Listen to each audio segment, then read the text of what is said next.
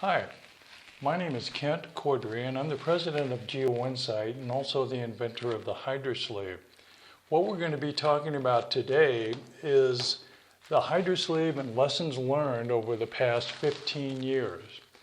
And what we've discovered is still the number one biggest lesson is sample volume or limitation of sample volume.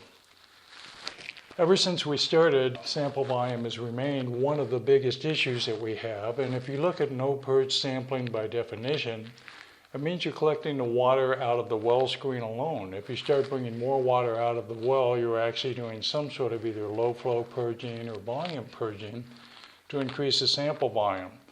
So what we've discovered is that for 4-inch wells, sample volume is rarely an issue. 2-inch wells, it's more of an issue.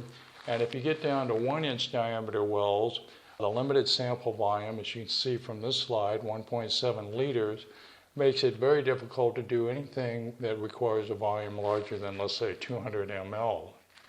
Now, this slide actually shows 2-inch or 4-inch or 1-inch saturated 10-foot Schedule 40 well screen. And it shows you the maximum sample volume that's available. From the 4-inch, we're looking at about 25 liters.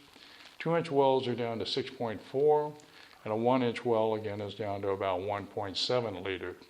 Now, the issue is with a HydraSleeve, we can collect about 50 to a little more than that percent of the volume available in the well screen, but that still cuts down your sample volume substantially. And if you look to the right, in parentheses, you see weight limited, length and weight limited, and then volume limited. And again, we're going to focus on 2-inch and 4-inch wells, which are more commonly used to collect no-purge or HydraSleeve samples out of. Going to look to this next slide, we see what we mean by, for 2-inch wells, length and or weight limited. We're talking about, in the green, a 5-foot 2-inch HydraSleeve collects about 2.5 liters a sample. And between 2 and 3 liters is about the maximum a person can handle out of a 2-inch well, both weight and lengthwise, if it's going to be a one-person operation. Now, we actually do make a longer version called a turbo sleeve, shown in the orange to the right, which is 8 feet long and about 4 liters, holds a little more than 4 liters a sample. We highly discourage people from using this, particularly if you're going to try to do a one-person sampling. The problem is it's too long to handle coming out of the well, and also it's going to weigh about 8 pounds to 10 pounds because of the weights involved to compress it into the bottom of a 2-inch 10-foot well screen. So what we're looking at for 2-inch wells is both weight and length limited, particularly if you're doing a one-person operation. Now, if we go to the 4-inch wells with a larger volume of water per foot in the well, we can get anywhere from 4 to 5 liters using a custom-made HydraSleeve.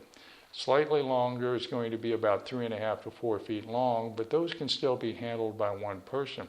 If we look at what's highlighted in the orange up here, what we're doing in this photo is a 2 3-liter HydraSleeves, which combine for well over 6 liters a sample.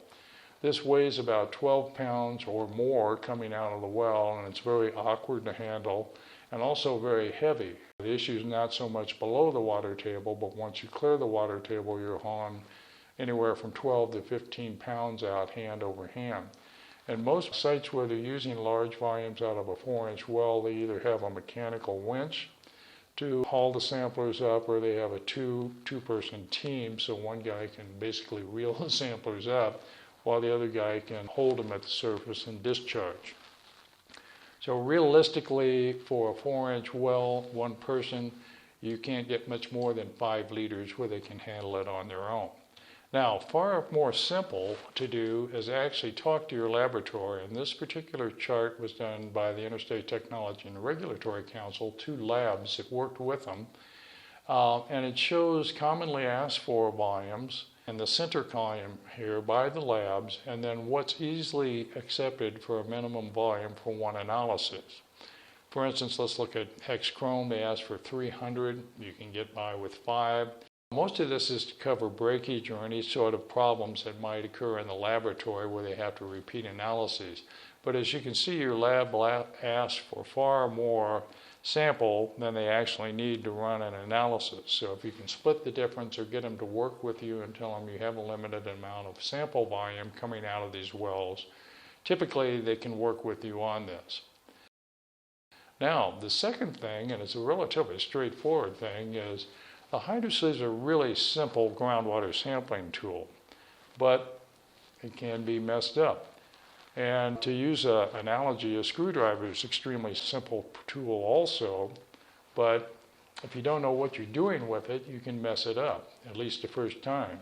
For instance, like if you're using a blade screwdriver to fit a hex head screw or a Phillips screw, that's not going to work for you.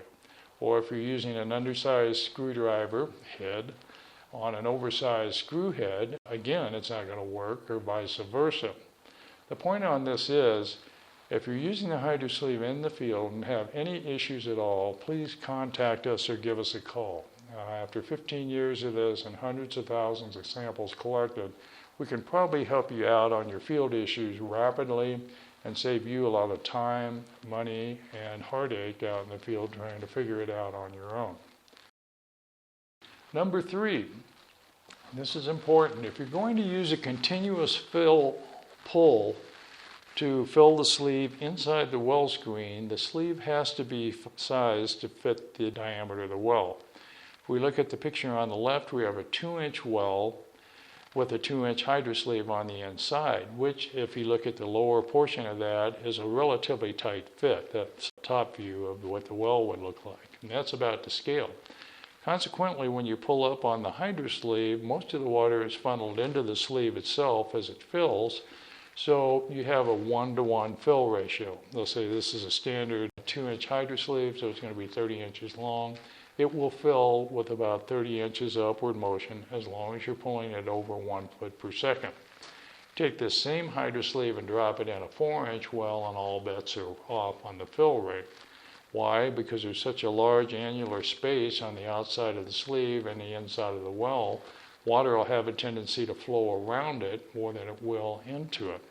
So the fill rate's going to be dramatically reduced. If you're going to use a 4-inch well, go ahead and drop a 4-inch sleeve in it, which gives you a large enough open area and a small enough annulus that the sleeve will fill at a 1-to-1 ratio.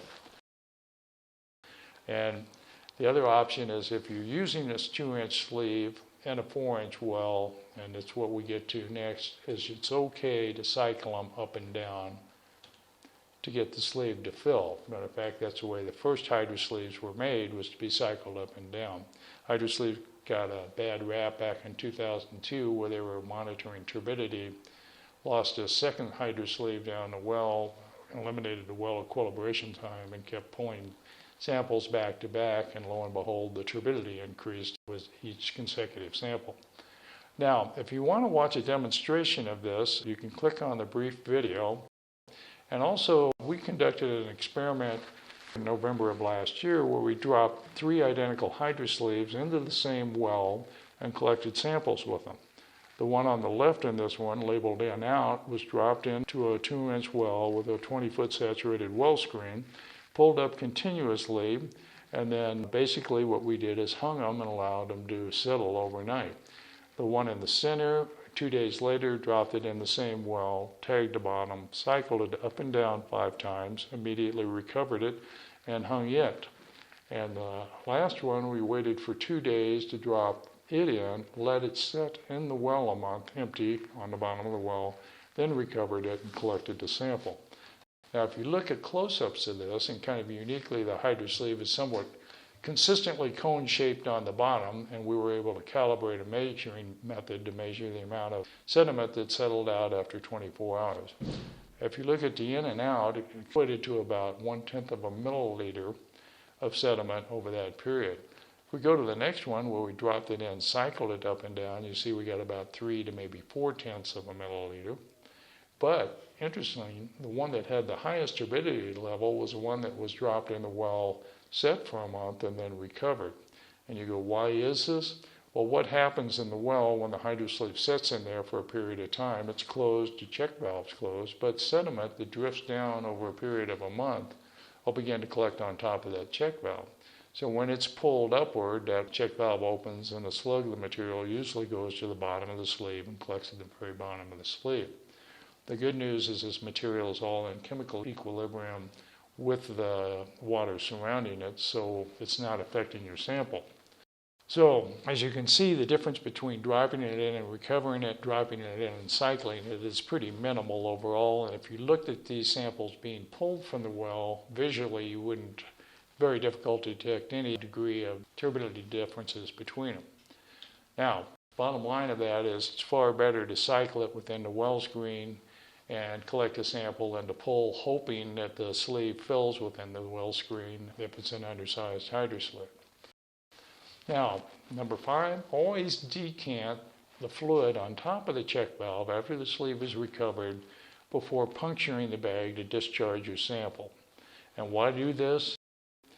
Basically, the water on top of the check valve is not going to be representative of probably anything within the well screen. And if you leave it sitting there and puncture below, when you puncture below, you're taking the pressure off of it, and the water is going to want it, that stagnant water or non-representative water is going to drain down into the sleeve and eventually end up in your sample. So always discharge, squeeze the water off the check valve, close the bag up before you puncture the bag to discharge your sample. And this is kind of interesting. Number 6, properly fitting HydraSleeve. If you pull it up in a continuous pull manner, it's literally going to cut a core of the water column. And we discovered this long ago, but what this picture shows is the areas that are circled, the one on the right is just a close-up of the left, show the HydraSleeve, and this is a 5-foot-long HydraSleeve compressed in the bottom of the well with the top weight. And what we did is actually layered a water column on top using different densities and colored dyes. When we recovered this, shown on the right, if you look at it, it almost exactly mirrors what the original water column looked like. So the takeaway from this is where you puncture the sleeve is going to determine what portion of the sample interval you got your sample out of. For instance, if you're looking for, let's say, VOCs and DNAPLs, which have a tendency to usually accumulate more in the deeper portion of the well, you'll probably want to puncture your HydraSleeve at the bottom so it correlates with the deeper portion of the sample zone. On the other hand, if you're looking for LNAPLs, let's say the crimson on this one, you want to puncture towards the top of the HydraSleeve because that's where the highest concentrations of the product that you're looking for. Interesting. Now, I want to stress, if you cycle it up and down, this doesn't occur because it has a tendency to blend it a little more. Part of it comes from the bottom, part from the top, part from the bottom, and kind of sequentially pumps it up. You have more blending. And finally, we noticed that the HydraSleeve displaces a minimal volume of fluid going down. For instance, a standard 600 milliliter HydraSleeve with a 5-ounce weight will displace about 60 mLs, which is about the outside of a boa vial if you submerge it. So we discovered that there's very little mixing when a standard HydraSleeve goes down, but if we want to eliminate the well equilibration period, we can modify it using a speed bag. And what is a speed bag? Basically, it's a HydraSleeve with the check valve slightly lower and a hole in top, which allows the majority of the fluid to bypass around the sleeve and not cavitate and follow it down. It allows you to deploy it and immediately recover it, and you can cycle these. As a matter of fact, we recommend cycling them with no well equilibration period required. It's a single trip to the well site. You drop it in, pull it out, go to the next well site. Along with this, it also means there's nothing left in the well between sampling events like you would do with the normal passive infusion bag, HydraSleeve, any of these other devices.